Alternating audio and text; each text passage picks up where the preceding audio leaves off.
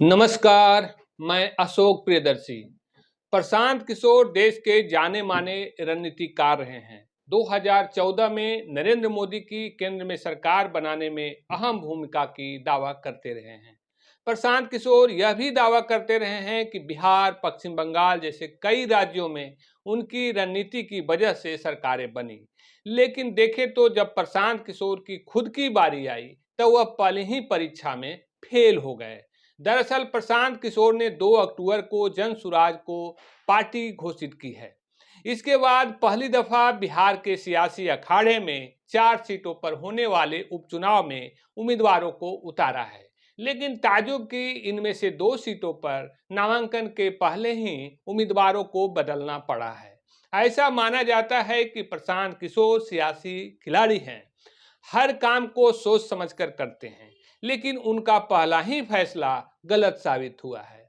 बता दें कि बिहार के तरारी, बेलागंज, इमामगंज और रामगढ़ के विधायकों के सांसद निर्वाचित हो जाने के कारण ये सीटें खाली हो गई है।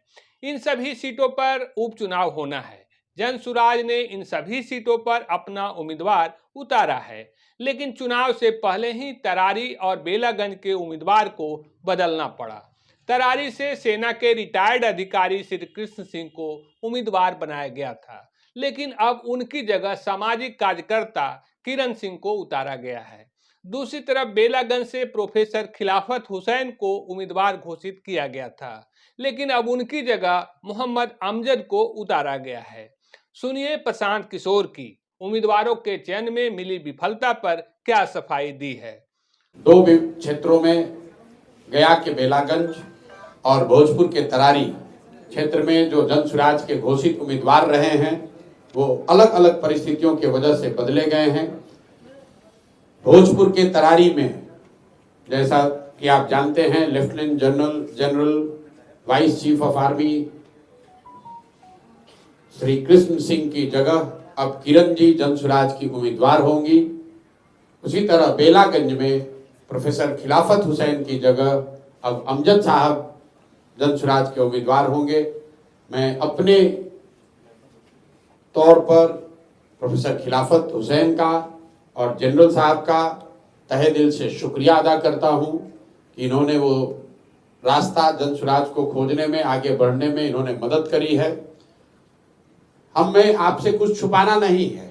बहुत लोग टीका टिप्पणी करेंगे, अरे भाई इन लोगों को तो पता नहीं था, जनसुराज ने पहली शुरुआत की, उसी में इनको धक्का लग गया। वो ठीक बात है, हम लोग नए हैं, नया प्रयास है, उसमें 1-2 स्टेप गलत हो सकता है, लेकिन हम लोग की ईमानदारी में, हमारे प्रयास की शुद्धता में कहीं कोई कमी नहीं दिखेगी। जिनको उम्मीदवार बनाया गया, अगर वो नहीं बन पा रहे हैं, वो भी आपके सामने बैठे हुए हैं। तो व्यवस्था है वो प्रो इनकम्बेंट है। जो पहले से स्थापित दल हैं उनके लिए चुनाव लड़ना आसान है, नए लोगों का आकर चुनाव लड़ना बहुत मुश्किल है। आप देखिए जनरल साहब से बड़ा इसका कोई उदाहरण नहीं हो सकता है। ये करत के रहने वाले हैं, बिहार के सबसे काबिल बेटों में इनकी गणना होनी चाहिए। ये व्यक्ति बिहार का सियाचिन में सेना को लीड कर सकता है, देश में सेना को रिप्रेजेंट कर सकता है, लेकिन तरारी में चुनाव नहीं लड़ सकता है, अपने घर में चुनाव नहीं लड़ सकता है। क्यों?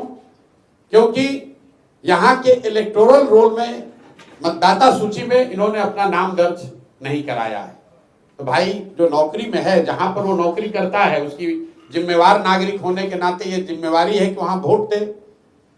जनरल साहब नोएडा में रहते थे, नोएडा में इनका वोटर लिस्ट में नाम है, वहां से हम लोगों ने नोटिफाइड कॉपी यहाँ लगाया, फॉर्म 8 भी भरा और यहाँ के प्रशासन को ये अनुरोध किया कि इनका मतदाता सूची में यहाँ नाम शामिल किया जाए।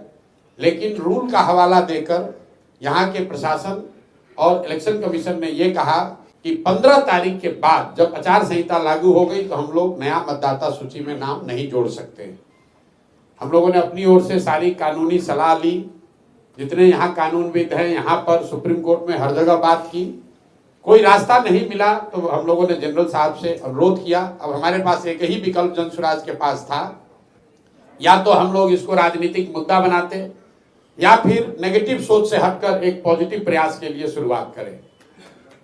जनरल साहब ने अपनी मुलाकात में मुझे बताया कि भाई प्रशांत जी, मैं तो बिहार में आपके जन सुराज के प्रयास से प्रभावित होकर बिहार में सेवा करने आया हूं। तो अगर भगवान ये चाहते हैं कि पहले मैं सेवा कर लूं, उसके बाद किसी पद के लिए लड़ाई लड़ूं, तो इसमें दिक्कत क्या है। और सब ने मिलकर ये फैसला किया कि किरण जी को यहाँ पर इनके सेवा, इनके क्षेत्र में किए गए प्रयास के आधार पर जन सुराज का उम्मीदवार बनाया जाए। दूसरा जो क्षेत्र है बेलागंज का, ये भी नोटोरियस क्षेत्र है।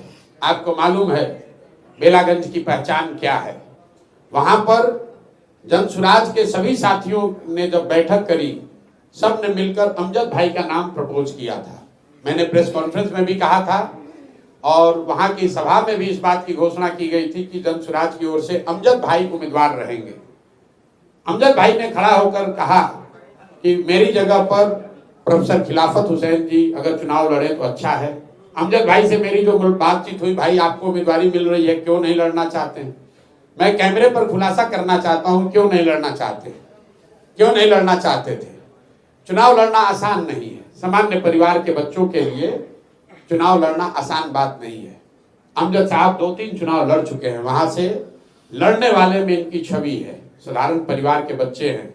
इन्होंने मुझे व्यक्तिगत तौर पर कहा कि प्रशांत जी, चुनाव लड़ते लड़ते हम लोग फिनेंशियली टूट गए हैं। 7-8 महीने के लिए फिर चुनाव लड़े, फिर 25 में चुनाव होगा, इसलिए कोई दूसरे को ही लड़ाइए, क्योंकि कितनी बार हम लोग चुनाव लड़ेंगे।